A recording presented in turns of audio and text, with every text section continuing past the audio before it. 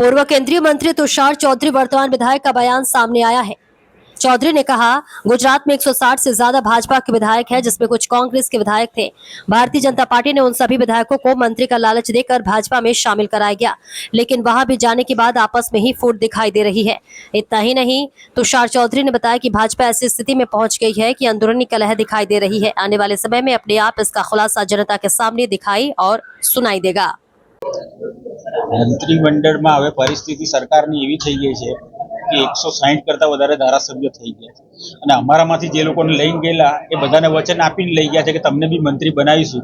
હવે ઘરના છોકરા જ ઘંટી ચાટતા અને ઉપાધ્યાયને આટો આપવાની વાત આવે એવી પરિસ્થિતિ ભારતીય જનતા પાર્ટીની થઈ રહી છે। એટલે ગમે તે રીતે ટાળી રહ્યા છે, કારણ કે માની લો કે કોંગ્રેસમાંથી ગયેલાઓને એ લોકો સમાવેશ કરે તો ભારતીય જનતા પાર્ટીના જે દિગ્ગજ નેતાઓ છે, જે ભૂતકાળમાં કેબિનેટ મંત્રી રહી ચૂક્યા છે, પ્રદેશ પ્રમુખ રહી ચૂક્યા છે, પણ હાલ અત્યારે એક હાંસિયામાં ધકેલાઈ ગયા છે, તો એ લોકોમાં પણ નારાજગી ઊભી થાય એના કારણે આ લોકો આ નિર્ણય લઈ શકતા નથી।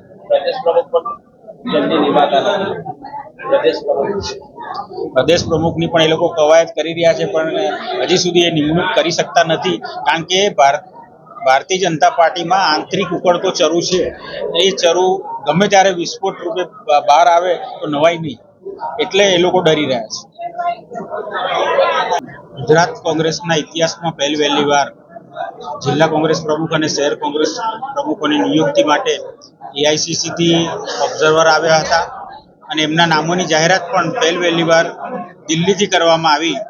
એટલે એઆઈસીસી હમણાં સંપૂર્ણ ગુજરાત પર ફોકસ કરીને નાનામાં નાની નિયુક્તિ પણ એમના ધ્યાનમાં રાખીને કરી રહી હોય અને આગામી 26, 27 અને 28 3 દિવસ આ નવનિયુક્ત પ્રમુખશ્રીઓનો ટ્રેનિંગ કેમ્પનું આયોજન ગુજરાતમાં કરવામાં આવ્યું છે અને 26મી તારીખે એના ઉદ્ઘાટન સમારોહમાં રાહુલ ગાંધી પોતે પણ એમાં 26મી તારીખે હાજર રહેવાના છે।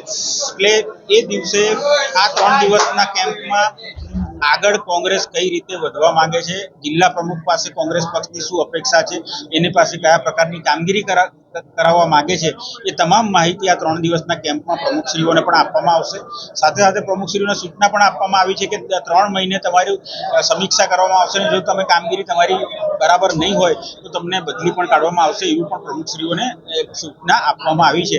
એટલે આવનારા દિવસોમાં આ નવી નીતિ સાથે, નવી રણનીતિ સાથે અમે ફરી મેદાનમાં આવીશું। દિલીપ સંઘાણી છેલ્લા કેટલાય વર્ષથી સક્રિય રાજકારણમાં નથી અને મોટાભાગનો એમનો સમય સહકારી ક્ષેત્રમાં જ એ આ સમય ફાળવે છે અને સહકારી ક્ષેત્રમાં જે કાર્યરત છે।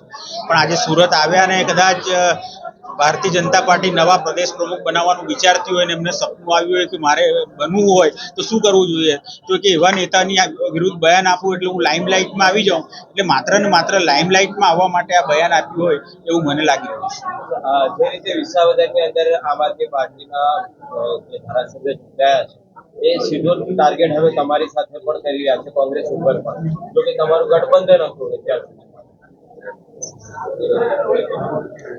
વિસાવદર એક બેઠક જીતીને એ લોકો એવો માહોલ ઉભો કરવાનો પ્રયત્ન કરી રહ્યા છે કે ગુજરાતમાં આમ આદમી પાર્ટી પૂરજોશમાં આગળ વધી રહી છે। તો વિસાવદર સાથે કડી વિધાનસભાની પણ ચૂંટણી હતી। કડી વિધાનસભામાં કોંગ્રેસ પક્ષને 60,000 મત મળ્યા છે, આમ આદમી પાર્ટીને 3,000 મત મળ્યા છે, એની ડિપોઝિટ પણ ગઈ છે। અને વિસાવદરનો તમે ટ્રેન્ડ જોશો તો છેલ્લા 5 ટર્મથી વિસાવદર ભારતીય જનતા પાર્ટી વિરુદ્ધ મતદાન કરીને એ બીજા સામેના ઉમેદવારને જ જીતાડે છે। જે દિવસથી કેશુભાઈને હટાવ્યા એ દિવસથી વિસાવદર ખુદ કેશુભાઈના દીકરા ભાજપમાંથી ઉભા રહ્યા હતા, તેમ છતાં એમણે બી હારનો સામનો કરવો પડ્યો હતો। 2017માં કોંગ્રેસના હર્ષદભાઈ રેબડિયા એમાં જીત્યા હતા, એટલે આ વખતે 2022માં આમ આદમી પાર્ટીને જીતાડી છે। પણ એના કારણે એ માની લેવાનું કારણ નથી કે આખા ગુજરાતમાં આમ આદમી પાર્ટી છવાઈ છે।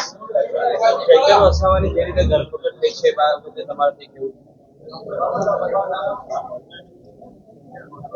એ જે ધરપકડ એ સામે કેસ કરનાર પણ આદિવાસી જ છે, એટલે લડાઈ આદિવાસીની છે, એટલે એ લોકો એ સાથે બેસીને પણ એનું નિરાકરણ લાવી શક્યા હોત, પણ આટલી હદે કેવી રીતે પહોંચી ગયું એ અમારા માટે પ્રશ્ન છે।